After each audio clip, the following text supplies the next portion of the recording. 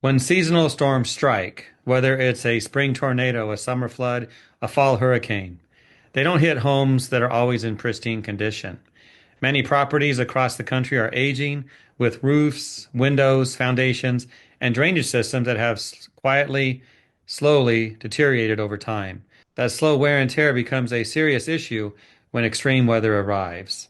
In today's program, we're speaking with a disaster restoration expert to explore the critical intersection of seasonal weather events and the realities of aging homes.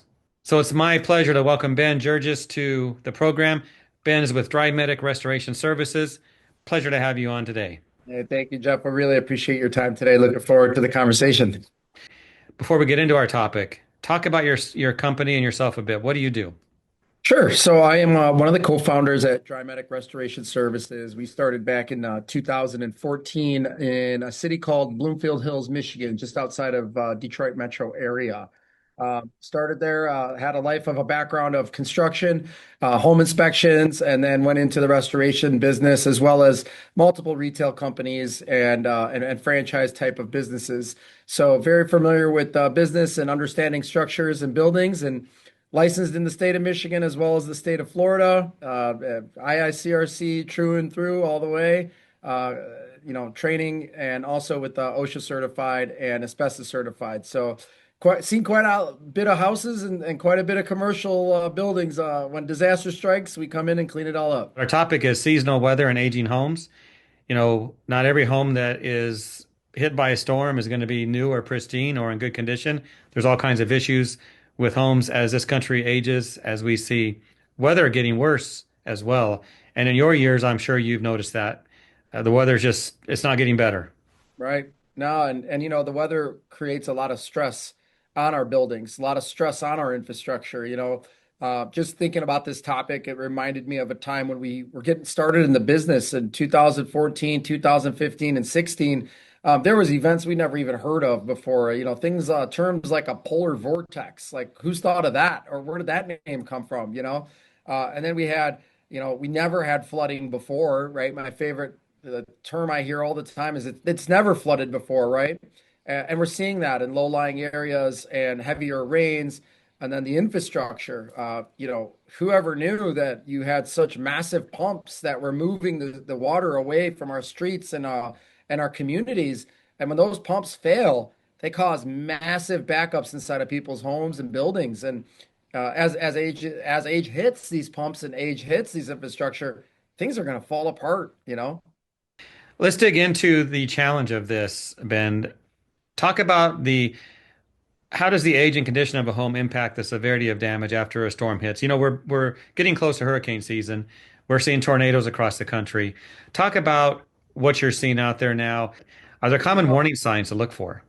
But there's just so many, and then there's absolutely no warning, right? So I feel like in a lot of cases, if you look at aging homes, I seem to be on the side of the coin. Like a home built in the 60s and 70s seemed to do a little bit better than a home built in the 90s and 2000s in some respect.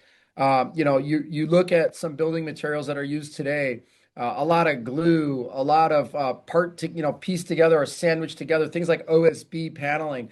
They don't really hold up well when a weather storm comes through and a roof gets some wind damage, and then some wind-driven rain falls into those crevices and cracks of that OSB. It swells it out, and it creates all kinds of havoc on buildings.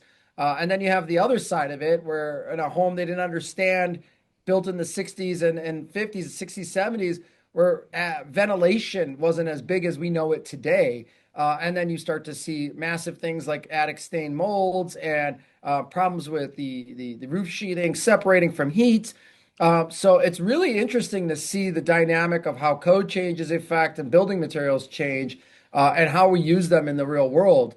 And what's really, really unique to see now also is because of these events and how much weather we're getting. Some of the new construction buildings, wood is not dried 100% to a dry standard before we sheetrock them. And then you're seeing houses getting that are open to the elements during a heavy rain and windstorm, and builders are not understanding the severity of that and swelling and understanding of what's happening to the building materials after it's framed and it just got hit with a plummet of water. So you see all these factor into play, and you got to think of things like almost like a sponge, right? So as things get wet, it expands, and then as it dries out, it shrinks. Well, that's happening to our houses, and it's happening to the ground around us, and it's happening to all that. So that constant movement is creating a lot of different challenges, and we see it, especially in plumbing, right? There's a lot of separation with pipework because of that. Ben, how does it work when you're working in let's say a storm comes through a town. It's a big storm. It hits one neighborhood that's an older neighborhood, aging homes. It also hits one a mile away that's a newer development. You're doing homes in both of them. What does that mean with dealing with insurance and pricing for those two different types of jobs? Is that a concern? Honestly, it depends on your market and where you are, right? So we're a national brand, so we have over 60 locations across the country right now, pretty rapidly growing. And I'll be honest, you don't see too much of a variance neighborhood to neighborhood. You see more of that in state to state, or really if you go county by county, you start to see a little bit of that when it comes to pricing.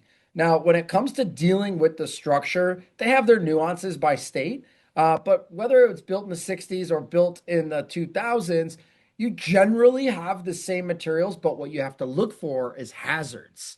So the big deal is hazards, right? So if I have a neighborhood in the 60s, I'm looking for lead, I'm looking for asbestos, I'm looking to make sure my team is protected.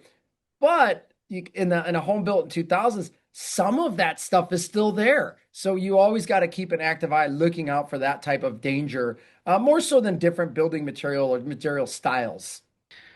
Anything restoration contractors can do now before storms hit to prepare to to deal with this challenge. Absolutely. Education. Educate your staff, get them ready. We like to think that we are always ready for when a storm arrives and when it hits. But the fact of the matter is, you're dealing with people and people's lives at the same time. So, having a good, built up core value of how you do business, right? Getting your guys properly trained, understand how many hours is comfortable for your team to work, making sure that your staff is ready for those storms. So, today we just spoke before we started the recording. It's raining. It's dismal. It's nasty. Last week it was 75 degrees. Today it's 45 degrees. I don't even understand it anymore, right? And it's raining. Well, these are the downtimes when it's raining and it's a little cold. Give those teams a break. Let them get a chance to rest, because tomorrow the phones are going to go off the hinges and we're going to be busy. And you got to be prepared for that. And second to that, I think it's very important for any restoration contractor when you think about dealing with storms, is you have to be prepared for the unexpected. So to do that is you got to have life and safety first and foremost, right? So making sure your teams have enough PPE to weather a storm, making sure that they have enough drinking water. Some food supplies are always helpful too in our industry, because guys are going to work 12, 16-hour days. There's not going to be a lot of services for food available. So having those types of mindset of, being ready, almost like you're going camping, right? So if you think about that, what you need to go to a good camp trip for a couple of days, very helpful in a time of a storm. And you got to think about the occupants too, you know, bottled water for our occupants, having different dried snacks for them. Just they're going through a lot, and you got to have compassion and help carry them through that storm too. It's not just about the house. It's about the people. Absolutely, that's exactly right. And that's my closing point here for you, Ben. When you're thinking about those you serve, those homeowners, what do you do to help them appreciate this whole issue? Their home is aging. It's not going to be that easy to repair. The type of structure they have will have to be replaced with modern. That Right. does happen, I imagine. What do you do about that? It's all about communication, right? So setting expectation in advance, understanding and communicating what is important to the client, right? I went through a fire personally, and I've been on this side of the business for a lot of years. And being on the side of it when you have a fire and you're enduring that with a family, you get a little different perspective, right? So things that really matter to you as a contractor don't necessarily line up with what the client is facing. a prime example of that would be a client that may have gone through a water loss and their basement flooded. If you have basements in your market, you understand that. A lot of stored items, family history, family heirlooms. Those are what matter, right? So, getting the carpet right and the paint, sure, that's later, but that initial thing is communicate, ask questions. Hey, is there anything in your building right now that cannot be replaced by money, right? Like an insurance company can give you X amount of dollars, it doesn't matter. A great fun fact, I had a client that had a fire. And during the fire, the fire department went out, had us come board up the building. And I looked at the guy, and they were really shaken and really upset as they're sitting on the curb. And I asked him, I looked him square in the face, said, "Listen, is there anything in that house that you need today to help carry you on?" And out of nowhere in my mind, I heard, and from what I heard from the wife was, my kid, I'm a college professor, and my kids just took their final exam, and the laptop has all of that information. I need that laptop.